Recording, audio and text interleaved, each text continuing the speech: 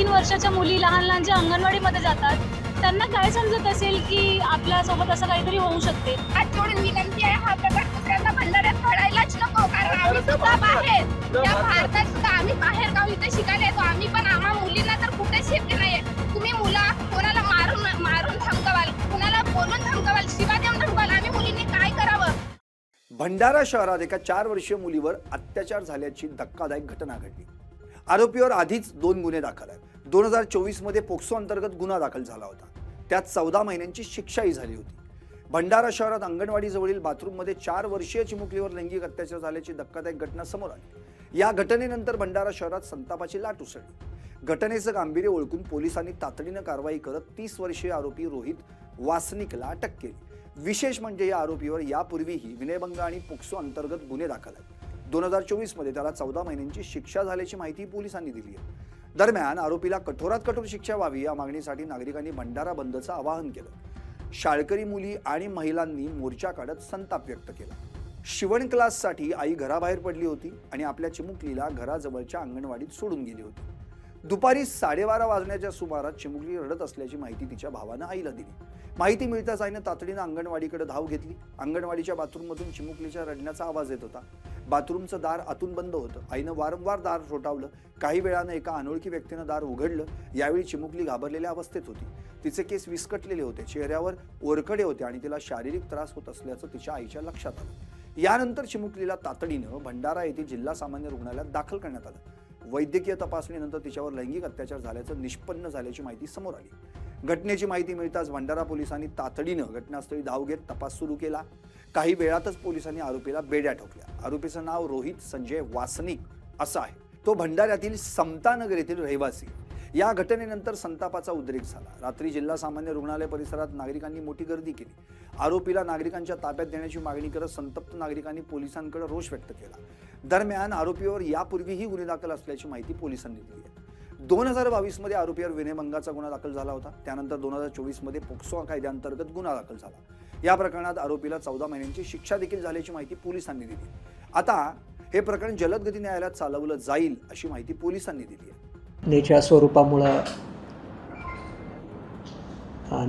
रोष निर्माण झालेला आहे, पण पोलिसांनी इमिजिएटली रिस्पॉन्ड करून चांगली कारवाई केलेली आहे।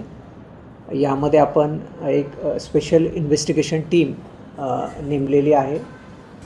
भंडारा DYSP आणि जे पवनी DYSP ज्योतिताई इंगळे यांच्या नेतृत्वाखाली इन्स्पेक्टर राऊत आणि WPSI सायबरच्या आणि बाकी अशा 11 लोकांची टीम आपण या गुन्ह्याच्या तपासासाठी नेमलेली आहे।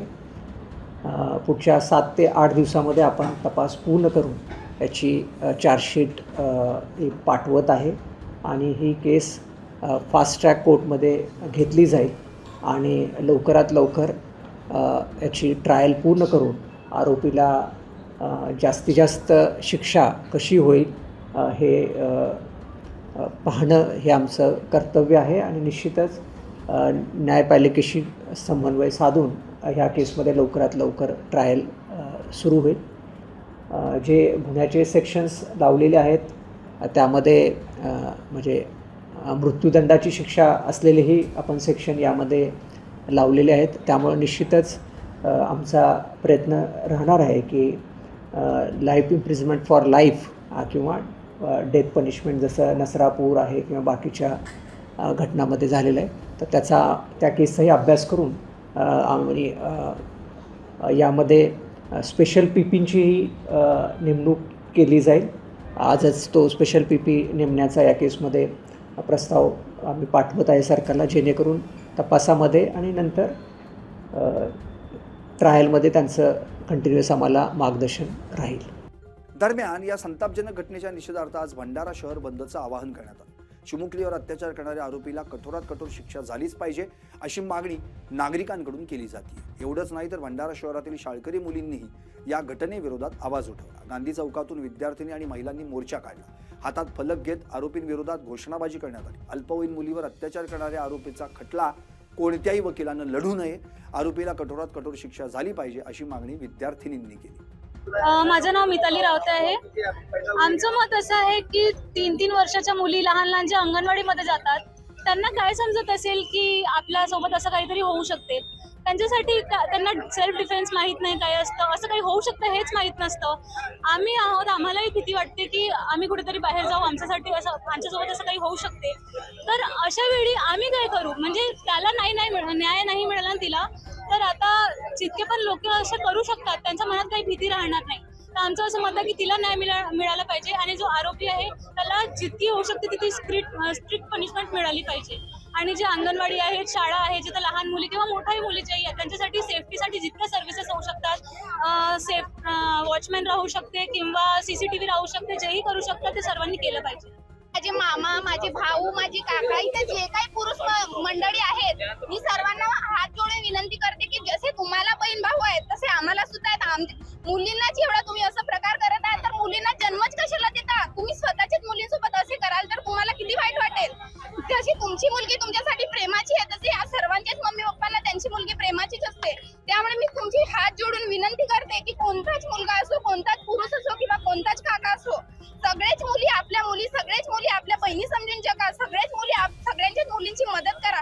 हा प्रकार कडून आता त्याला 1 दिवस करून काय मिळला? फक्त त्याची एका दिवसाची वेळ गेली, पण आता नंतर त्याला असा प्रकार मिळणार आहे का? त्यामुळे सगळ्याच मुलांना, जास्त करून मी मुलांना, पुरुष मंडळींना विनंती करून सांगते की कोणत्याच मुलीसोबत हा प्रकार घडणार नाही. आणि तुम्ही सुद्धा प्रेमाने सगळ्यांसोबत वागाल, सगळ्या मुलींना समजून घ्याल. अरे मुलींचेच अस्तित्व तुम्ही खरं नाही, ते मुलगी आहे म्हणून तुमची शान आहे, मुलगी आहे म्हणून तुमच्या संसाराच्या गाडा बरोबर आहे. तेच नाही राहील तर तुम्ही जीवनात काय कराल? हे तर सगळं लग्न झाल्यावर तुम्हाला तर हे करायचंच आहे.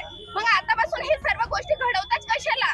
आणि इथं व्हिडिओ काढून काही मतलब नाही. तिला न्याय मिळाला पाहिजे म्हणून सर्वांनी न्याय मिळवा आणि तिला आरोपीला शिक्षा झालीच पाहिजे. हा न्याय सर्वांना मिळालाच पाहिजे. आणि तेच बोलते आणि सगळ्यांना माझी हात जोडून विनंती आहे, हा प्रकार दुसऱ्यांदा भंडाऱ्यात घडायलाच नको. कारण आम्ही सुद्धा बाहेर, या भारतात सुद्धा आम्ही बाहेर गाव इथे शिकायला येतो. आम्ही पण आम्हा मुलींना तर कुठेच सेफ्टी नाहीये.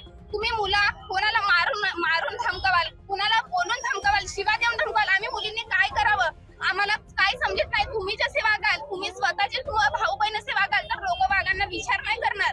म्हणून हात जोडून विनंती करते की सगळ्या मुली, सगळेच मुली, तुमचे कोणते काकू असेल, मामी, ते तुमचे मावशी, बहीण म्हणूनच जगा, बहीण म्हणूनच त्यांच्यासोबत वावरा, एवढीच मी विनंती करते. आणि पुन्हा हा प्रकार असा घडणार नाही आणि तुम्ही घडू देणार नाही अशी अपेक्षा तुमच्याकडून पडते.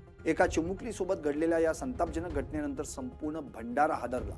आरोपीला पोलिसांनी अटक केली असली तरी आता या प्रकरणाचा जलद गतीने न्यायालयात खटला चालून पीडितेला लवकरात लवकर न्याय मिळणार का याकडे आता संपूर्ण राज्याचं लक्ष लागून राहिलंय.